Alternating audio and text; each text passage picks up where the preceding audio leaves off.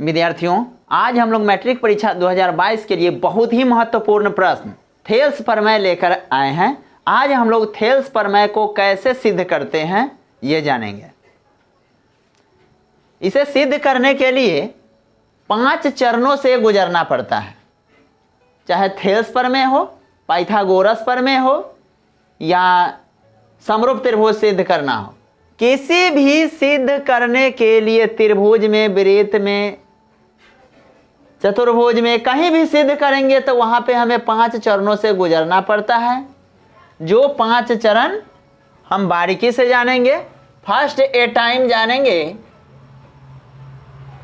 साधारण प्रतिज्ञा।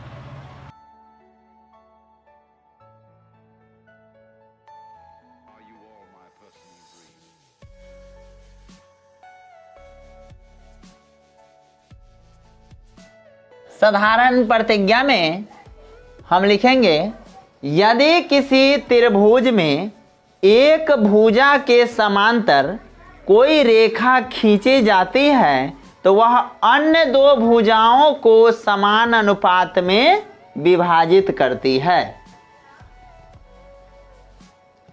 यदि किसी त्रिभुज में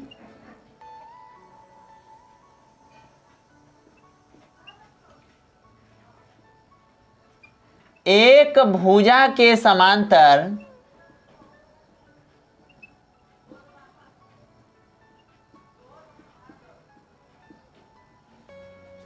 कोई रेखा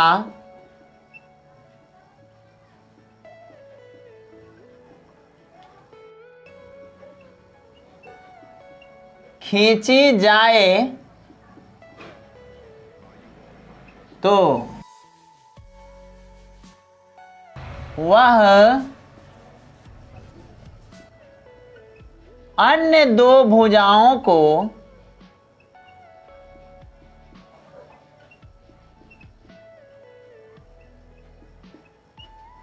समान अनुपात में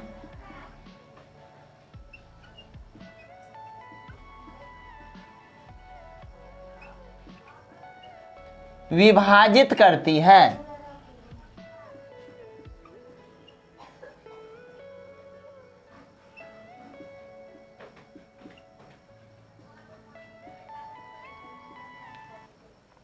ये हो गया हमारा साधारण प्रतिज्ञा। अब इसके बाद नेक्स्ट चरण है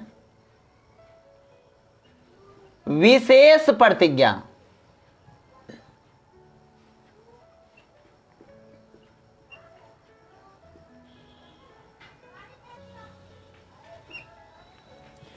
विशेष प्रतिज्ञा में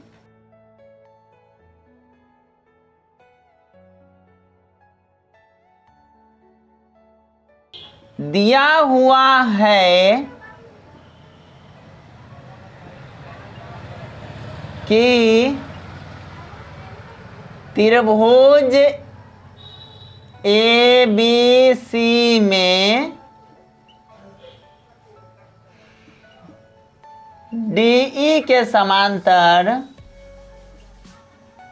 BC रेखा है।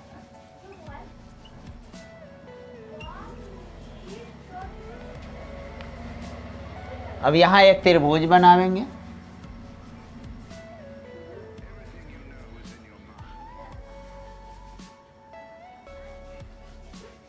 जिसका नाम क्रमशः A, B, C के रूप में रखें। परिभाषा में कहा जा रहा था, यदि किसी त्रिभुज में एक भुजा के समांतर यानी BC के समांतर कोई रेखा खींची जाए, तो DE रेखा खींचा हमने, तो वह अन्य 2 भुजाओं को समान अनुपात में विभाजित करती है। तो यहाँ AB और AC को समान अनुपात में विभाजित करती है।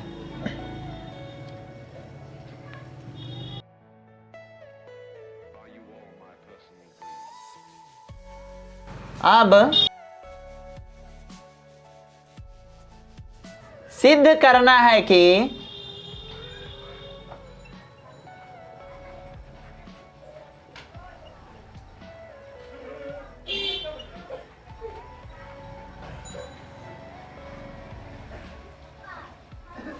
यहाँ पे बताया गया था दो भुजाओं को समान अनुपात में विभाजित करती हैं। तो सिद्ध करना है कि ए डी बटा डी बी बराबर ए ई बटा ई सी। अब आइए रचना कर लेते हैं थोड़ा।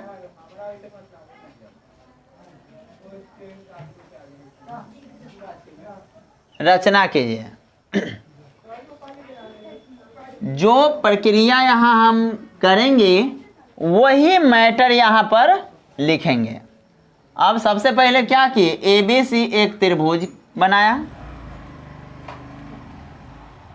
त्रिभुज ए बी सी का रचना किया।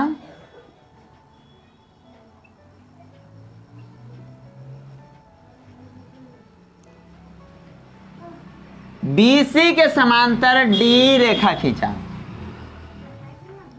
BC के समांतर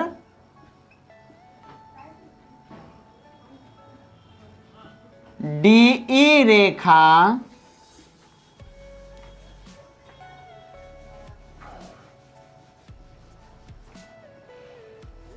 डी रेखा खींचा। फिर D से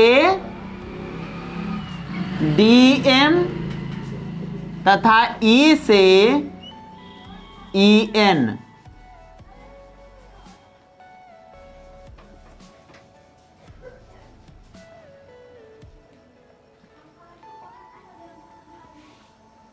फिर क्या किए, D से DM और E से EN। D से DM और E से EN लंब क्रमशः AB तथा AC पर डाला। AB तथा AC पर डाला।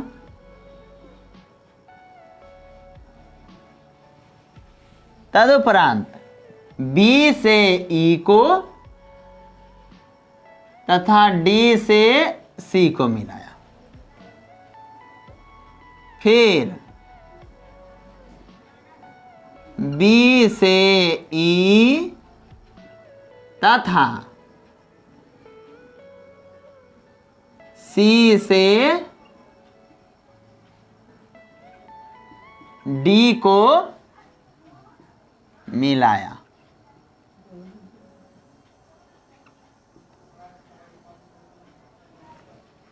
यही रचना की है। अब आ जाएंगे प्रमाण में।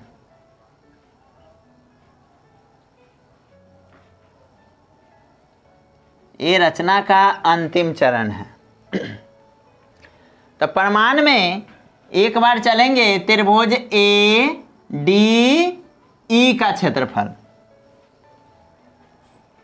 और फिर त्रिभुज डी बी ई के क्षेत्रफल के अनुपात से।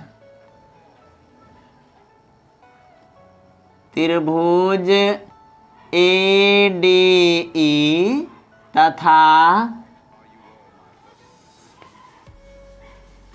त्रिभुज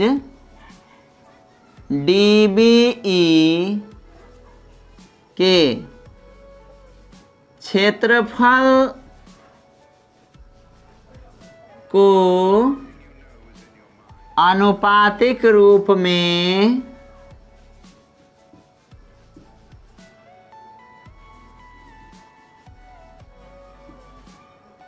व्यक्त करने पर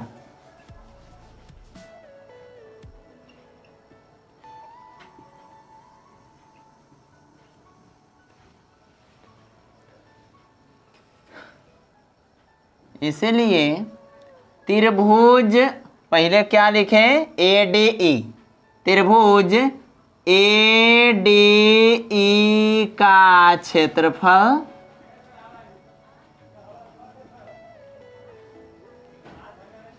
बटे त्रिभुज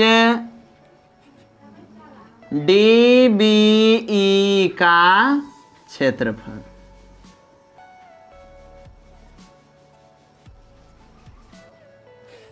त्रिभुज ADE का क्षेत्रफल, ADE का क्षेत्रफल जब हम AD आधार बना देते हैं तो EN लंब हो जाता है। तो फार्मूला हो जाएगा 1/2 गुना आधार गुना ऊंचाई।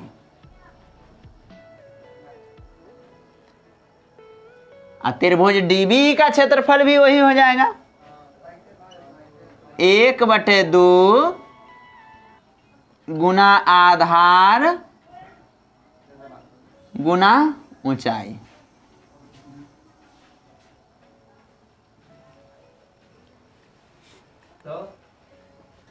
अब त्रिभुज ADE के क्षेत्रफल में फार्मूला तो लिखे 1/2 आधार गुने ऊंचाई, 1/2 रहेगा और उसमें आधार क्या हो जाएगा, तो हम AB भुजा से चल रहे हैं तो आधार हो जाएगा AD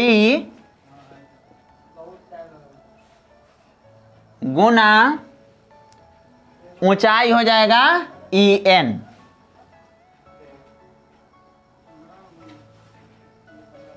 बटे फिर 1/2 फार्मूला रहेगा गुना, अब त्रिभुज DBE में हो जाएगा आधार DB गुना EN। अब EN से EN कट गया, 1/2 से 1/2 कट गया, आ गया AD बटा में DB। समीकरण 1।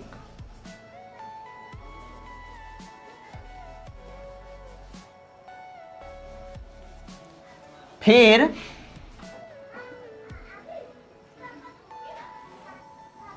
अब भुजा AC साइड से चलेंगे तो उस टाइम लिए थे ADE त्रिभुज, अभी लेंगे AED।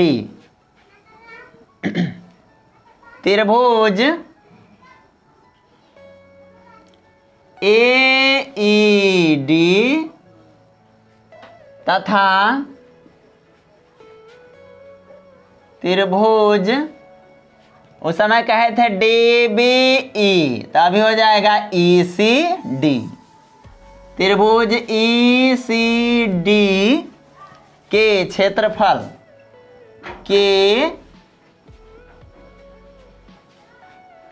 क्षेत्रफल को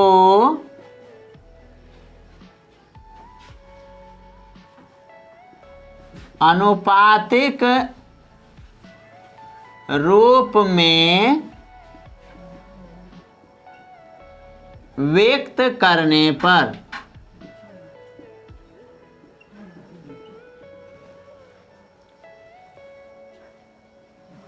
इसलिए त्रिभुज AED का क्षेत्रफल, त्रिभुज AED का क्षेत्रफल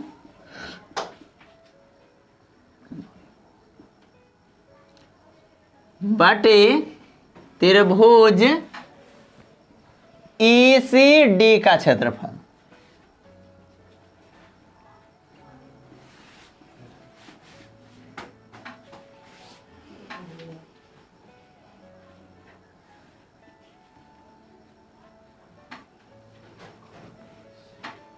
अब फिर यही समकोण त्रिभुज है तो 1/2 आधार गुने ऊंचाई फार्मूला आ जाएगा। तो 1/2 फार्मूला वही रहेगा, इसीलिए हम फिर नहीं लिखेंगे, मान डायरेक्ट बैठावेंगे। 1/2 आधार गुने ऊंचाई, उस टाइम लिए थे AD तो अभी लेंगे AE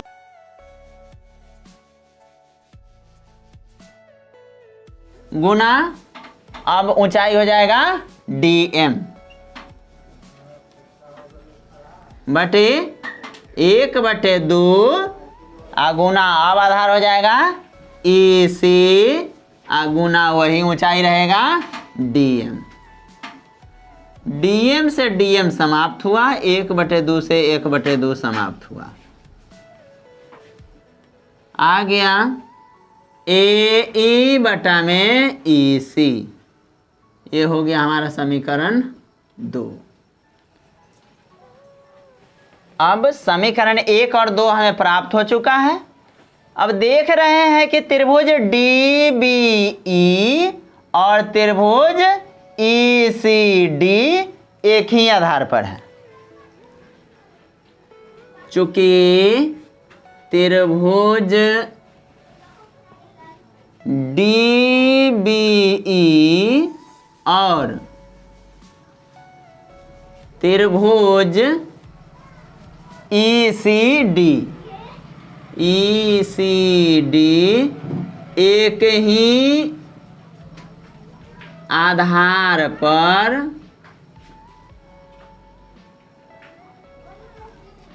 स्थित है।